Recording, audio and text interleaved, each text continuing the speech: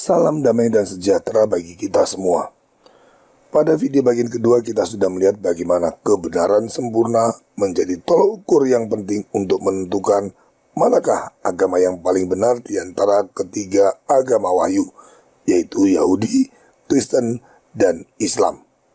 Dengan menggunakan tolok ukur itu, ternyata hanya Kristen saja yang telah menerima kebenaran sempurna, sementara Yahudi dan Islam tidak memilikinya. Maka dengan mudah dapat kita simpulkan Kristen adalah agama yang paling benar. Tetapi masalahnya ada ribuan kelompok atau gereja yang mengaku Kristen dan memiliki ajaran yang berbeda-beda. Pastinya mustahil semua gereja tersebut sama-sama benar. Video kali ini akan menjelaskan secara gamblang, jelas dan sederhana bagaimana kita dapat menemukan satu gereja Kristus yang sejati di antara ribuan gereja Kristen yang ada di dunia saat ini. Sama seperti video bagian kedua, kita juga akan menggunakan tolok ukur objektif yang menjadi acuan untuk menentukan satu-satunya gereja Kristus. Kita akan mulai dengan memahami untuk apa Tuhan menyatakan kebenarannya pada manusia. Jika manusia tidak jatuh ke dalam dosa, kodrat manusia akan tetap seperti saat diciptakan Tuhan dan keadaan di bumi juga seperti di dalam surga. Manusia diciptakan serupa dengan gambar Tuhan dan bumi juga diciptakan sebagai gambaran surga. Dengan keadaan seperti itu, inkarnasi Tuhan untuk menyatakan seluruh kebenaran yang menyelamatkan tentu juga tidak diperlukan. Tetapi sayangnya karena bujukan iblis, manusia jatuh ke dalam dosa. Akibat kejatuhan tersebut ada dua hal yang rusak, manusia dan dunia. Yang dimaksud dunia dalam konteks ini adalah kumpulan manusia sebagai komunitas peradaban dan seluruh habitat tempat tinggalnya. Kedua hal itulah yang ingin dipulihkan Tuhan melalui seluruh kebenaran yang diwahyukannya. Jadi kebenaran yang sempurna tersebut harus dapat memulihkan kembali apa yang menjadi rusak karena dosa. Tetapi kebenaran yang sempurna saja tidak cukup. Sama seperti sebuah negara, tidak cukup hanya memiliki undang-undang atau hukum yang baik saja, tetapi perlu juga ada aparat pelaksana undang-undang dan penegak hukum agar undang-undang yang baik tersebut dapat berfungsi. Maka agar kebenaran sempurna yang diwahyukan Tuhan dapat mencapai tujuannya, yaitu mampu menguduskan manusia dan dunia, tentu dibutuhkan juga sarana yang sempurna. Harus ada orang-orang yang ditugaskan untuk mewartakan kebenaran tersebut dan menjaganya tetap utuh sempurna. Itulah gereja yang didirikan Tuhan kita dengan Petrus sebagai dasarnya. Engkau adalah Petrus, dan di atas batu karang ini aku akan mendirikan gerejaku, dan alam maut tidak akan menguasainya.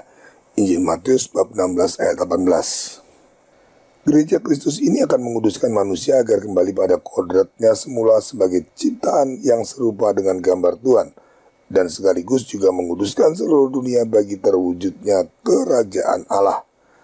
Kedua tugas itu tercermin dalam perintah untuk menjadi sempurna, Injil Matius bab 5 ayat 48, dan pengharapan akan datangnya kerajaan Allah dalam doa Bapa kami, Injil Matius bab 6 ayat 10. Karena didirikan oleh Yesus Kristus dan disertai Roh Kudus, maka gereja Kristus ini memiliki segala hal yang diperlukan untuk menguduskan manusia dan dunia, serta tetap eksis sampai akhir zaman.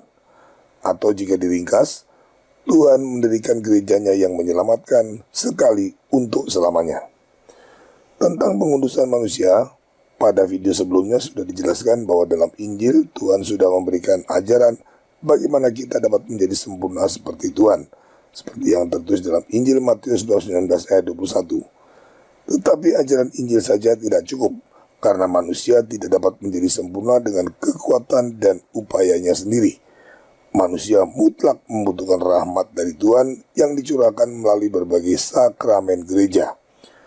Maka selain memiliki kebenaran yang utuh, gereja Kristus pastinya juga dibekali semua sakramen yang dibutuhkan bagi pengudusan manusia. Lalu bagaimana dengan pengudusan dunia? Dunia dikuduskan dengan menghadirkan kerajaan Allah di muka bumi melalui penginjilan dan pembaptisan semua orang. maka gereja harus memiliki instrumen yang mampu mewartakan Injil ke seluruh dunia secara utuh dan sekaligus menjadi model atau cikal bakal dari kerajaan Allah. Mustahil gereja dapat menjadi sarana Tuhan untuk mewujudkan kerajaan Allah di muka bumi jika gereja sendiri tidak dibekali semua elemen penting yang dibutuhkan sebagai kerajaan Allah. Jadi, gereja Kristus harus memiliki 4 ciri ini. Gereja Kristus itu satu, karena Tuhan Yesus hanya mendirikan gerejanya sekali untuk selamanya. Gereja Kristus itu kudus, karena dibimbing oleh Roh Kudus, bebas dari noda kesesatan, dan memiliki semua sarana sakramental yang dibutuhkan untuk menguduskan manusia dan dunia.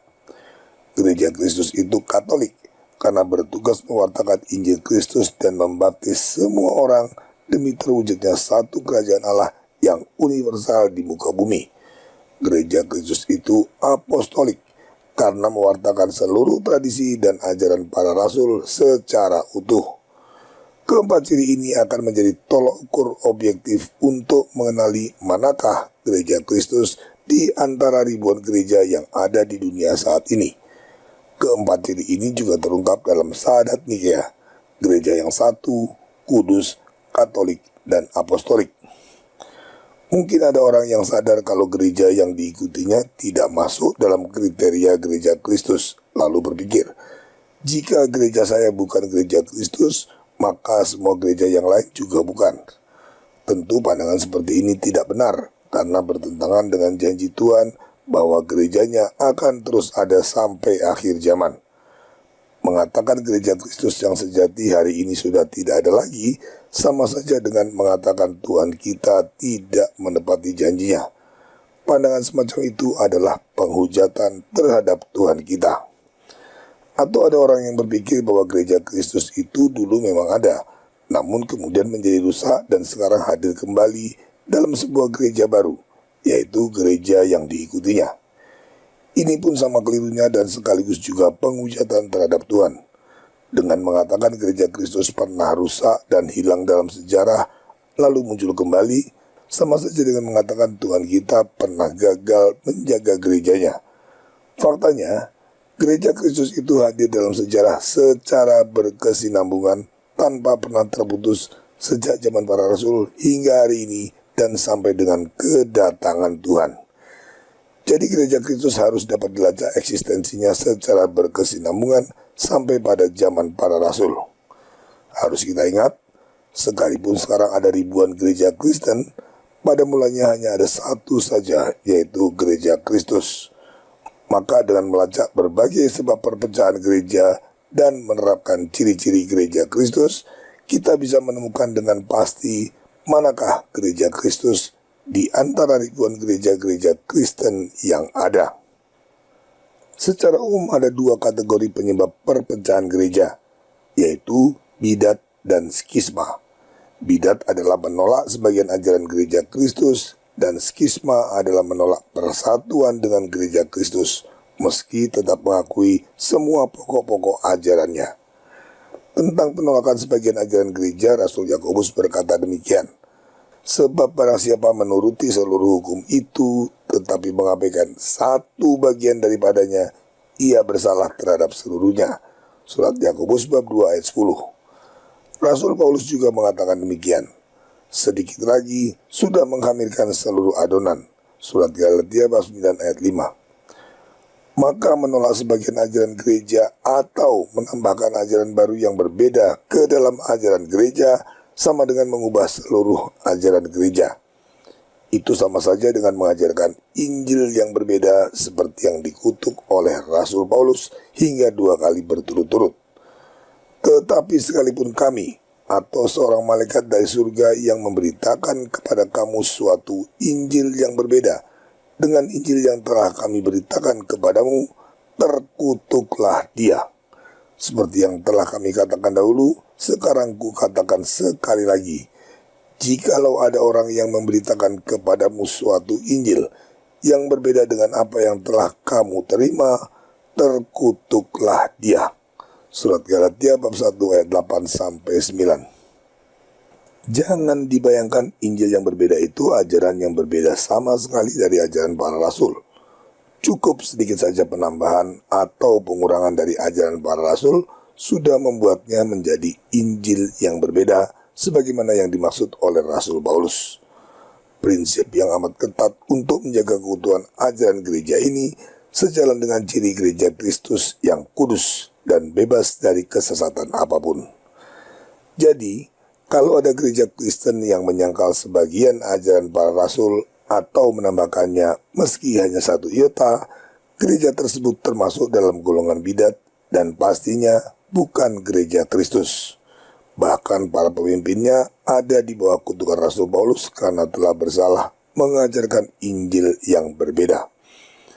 Misalnya ada gereja yang menolak Maria sebagai bunda Allah. Gereja tersebut adalah bidat. Menolak Yesus sebagai Tuhan dan menolak Trinitas. Gereja tersebut adalah bidat. Menolak tradisi suci atau pengajaran lisan dari para rasul. Gereja tersebut adalah bidat. Menolak suksesi apostolik. Gereja tersebut adalah bidat. Menolak sebagian atau seluruh sakramen-sakramen gereja. Gereja tersebut juga bidat. Dan sebagainya. Yang termasuk golongan bidat ini antara lain pengikut Arianisme Reborn, seperti Saksi Yehova karena mereka menolak Trinitas. Kemudian gereja Nestorian karena mereka mengajarkan paham monofisit yang menyangkal dua kodrat Yesus Kristus. Lalu semua denominasi Protestan karena mereka menolak tradisi suci sebagai salah satu sumber sabda Tuhan selain kitab suci, menolak gereja yang kelihatan, menolak suksesi apostolik, menolak sebagian besar sakramen-sakramen gereja, dan banyak lagi. Karena ajaran-ajarannya yang sudah berbeda dengan ajaran para rasul dan ditambah lagi sakramen-sakramennya juga tidak lengkap seperti pada semua denominasi Protestan, maka gereja-gereja bidat tersebut tidak dapat menjadi sarana pengudusan bagi manusia dan dunia. Mereka semua sudah pasti tereliminasi dari kandidat sebagai gereja Kristus. Sekarang yang tersisa tinggal gereja Katolik dan gereja-gereja Ortodoks. Secara formal, gereja Ortodoks muncul tahun 1054 sebagai akibat dari skisma besar yang dipicu masalah penambahan kata filioque dalam Syahadat Nikea. Tetapi sebenarnya proses pemisahan itu sudah berlangsung berabad-abad sebelumnya secara gradual. Awalnya, gereja Kristus terbagi menjadi 3 patriarkat berdasarkan wilayah geografisnya, Roma, Antioquia, dan Alexandria.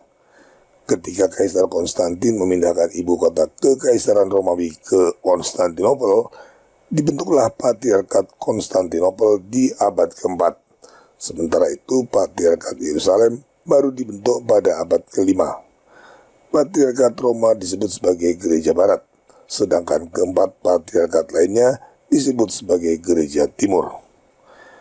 Karena kedudukannya yang dekat dengan ibu kota Romawi, maka gereja Konstantinopel ini segera menjadi pusat dari seluruh gereja Katolik Timur. Tidak hanya itu, sedikit demi sedikit mulai timbul rivalitas dengan gereja Roma di barat. Bagaimana mungkin gereja Konstantinopel yang ada di ibu kota harus tunduk pada gereja Roma? Akibatnya mulailah muncul semangat kolegialitas di antara gereja timur yang berupaya membuat mereka semakin independen dari pengaruh gereja Roma. Maka ketika gereja Roma menambahkan kata filioque pada Syahadat Nikea, segera saja semua gereja timur sepakat menolaknya. Gereja timur memandang penambahan tersebut mengubah rumusan Syahadat Nikea yang mengatakan Roh Kudus berasal dari Bapa. Sementara dengan penambahan kata filioque, maka Roh Kudus berasal dari Bapa dan Putra. Perubahan ini oleh gereja timur tidak bisa diterima. Sebenarnya, penambahan kata filioque tersebut dilakukan oleh gereja Roma untuk merespon tantangan dari kaum Arianisme yang sampai dengan abad kelima masih aktif di wilayah gereja barat. Penambahan kata filioque sama sekali tidak mengubah makna rumusan Syahadat Nikea, tetapi membuatnya lebih jelas. Kasusnya sama seperti doktrin Trinitas yang dirumuskan dalam Konsili Nikea tidak mengubah ajaran gereja, tetapi membuatnya lebih jelas. Atau dengan penambahan frasa pada rumusan tanda salib gereja timur, Bentuk asli rumusan tanda salib sesuai Injil adalah dalam nama Bapa dan Putra dan Roh Kudus. Tetapi kemudian Gereja Timur mengubahnya menjadi dalam nama Bapa dan Putra dan Roh Kudus satu Tuhan. Penambahan frasa satu Tuhan yang digunakan gereja-gereja Timur sama sekali tidak mengubah makna tanda salib, tetapi membuat gagasan keesaan Tuhan dalam konsep Trinitas semakin jelas. Penambahan tersebut diperlukan mengingat gereja-gereja Timur hidup berdampingan dengan Muslim yang menganggap Kristen menyembah tiga Tuhan. Demikian juga penambahan kata filioque sebenarnya tidak mengubah makna rumusan syahadat iman. Penambahan tersebut justru mendapatkan dasarnya yang kuat dari kitab suci. Lalu ia menunjukkan kepadaku sungai air kehidupan yang jernih bagaikan kristal dan mengalir keluar dari tahta Allah dan tahta anak domba itu. Kitab Wahyu bab 22 ayat 1. Teks ini amat jelas merupakan tipologi dari Trinitas yang menggambarkan Roh Kudus berasal dari Bapa dan Putra. Begitu juga pandangan Santo Agustinus. Kita tidak dapat mengatakan bahwa Roh Kudus juga tidak berasal dari anak, karena roh yang sama bukan tanpa alasan dikatakan sebagai roh Bapa dan anak. Dengan demikian penentangan Gereja Timur terhadap filioque patut diduga lebih banyak dipengaruhi oleh masalah rivalitas terhadap Gereja Barat ketimbang substansi kebenaran ajaran iman. Gereja Timur menganggap penambahan sepihak yang dilakukan Gereja Roma tanpa melalui konsili tersebut telah melukai harga diri mereka sebagai gereja yang memiliki kedudukan setara. Perseteruan tentang filioque ini akhirnya memuncak ketika pada tahun 1054 Kardinal Humbert da Silva Candidas sebagai utusan Paus dan Patriark Michael Serurarius saling mengekskomunikasi satu sama lain yang berlanjut dengan skisma besar. Akibatnya Gereja Timur menolak kepemimpinan Paus dan selanjutnya menyebut diri mereka sebagai gereja-gereja ortodoks yang terpisah dari Gereja Roma. Sebenarnya ada upaya untuk mempersatukan kembali gereja-gereja ortodoks ke dalam Gereja Katolik. Misalnya saja pada Konsili Ferrara Florence di abad ke-15. Saat itu delegasi gereja-gereja ortodoks bersedia menerima penambahan kata filioque dan kembali mengakui primat Paus. Namun keputusan ini secara sepihak dicabut kembali akibat tekanan keras dari orang-orang ortodoks yang menolak persatuan gereja. Akibat dari penyangkalan sepihak ini fatal. Seolah mendapat hukuman Tuhan, tepat di hari raya Pentakosta pada tanggal 29 Mei 1453, Konstantinopel jatuh ke tangan Muslim sampai hari ini. Tidak tertutup kemungkinan kejatuhan Konstantinopel tepat di hari raya Pentakosta merupakan isyarat dari Roh Kudus bahwa penolakan mereka untuk bersatu dengan Gereja Katolik adalah sebuah kesalahan. Selain itu, dengan menerapkan salah satu ciri Gereja Kristus, yaitu gereja yang satu, gereja-gereja ortodoks juga sudah gagal memenuhi kriteria sebagai Gereja Kristus. Penyebabnya karena gereja-gereja ortodoks terdiri dari beberapa gereja dengan yurisdiksi yang terpisah, misalnya Gereja Ortodoks Yunani, Gereja Ortodoks Syria, Gereja Ortodoks Rusia, dan sebagainya. Dengan demikian mereka sudah pasti bukanlah Gereja Kristus yang satu. Itu akibat mereka menolak kepemimpinan Petrus yang sesungguhnya menjadi unsur pemersatu mereka. Padahal Tuhan Yesus sendirilah yang menetapkan Petrus sebagai pemimpin gerejanya. Engkau adalah Petrus, dan di atas batu karang ini aku akan mendirikan gerejaku, dan alam maut tidak akan menguasainya. Kepadamu akan kuberikan kunci kerajaan surga. Apa yang kau ikat di dunia ini akan terikat di surga, dan apa yang kau lepaskan di dunia ini akan terlepas di surga. Injil Matius bab 16 ayat 18 sampai 19. Kepala gereja adalah Kristus, tetapi karena Tuhan harus meninggalkan gerejanya untuk sementara waktu, maka kepemimpinan tersebut diwakilkan kepada Petrus dengan menyerahkan kunci kerajaan surga sebagai simbol otoritas. Penyerahan kunci kerajaan surga ini secara implisit menyiratkan harapan bahwa kelak ketika Tuhan Yesus Kristus datang kembali sebagai Raja, Petrus akan menyerahkan kembali kunci tersebut. Dengan demikian Tuhan mengendaki kepemimpinan Petrus atas gereja Kristus sebagai wakilnya, bersifat permanen dan berkesinambungan hingga saat kedatangannya kembali. Maka penyangkalan gereja-gereja ortodoks atas kepemimpinan Petrus bertentangan dengan kehendak Tuhan, bertentangan dengan ajaran dan tradisi para rasul, dan bertentangan dengan tradisi gereja Kristus selama berabad-abad. Juga penolakan kepemimpinan Paus membuat gereja ortodoks mustahil menjadi sarana untuk mewujudkan kerajaan Allah. Penyebabnya adalah penolakan gereja-gereja ortodoks pada model hierarkis monarkis yang menjadi cikal bakal kerajaan Allah. Logikanya, kerajaan Allah yang hierarkis monarkis hanya dapat diwujudkan melalui gereja yang juga berkarakter hierarkis monarkis, bukan gereja-gereja yang berkarakter kolegial seperti pada gereja-gereja ortodoks. Jadi, sekalipun gereja-gereja ortodoks memiliki ajaran iman para rasul dan semua sakramen yang dibutuhkan untuk menguduskan manusia, mereka pasti gagal menguduskan dunia untuk mewujudkan kerajaan Allah.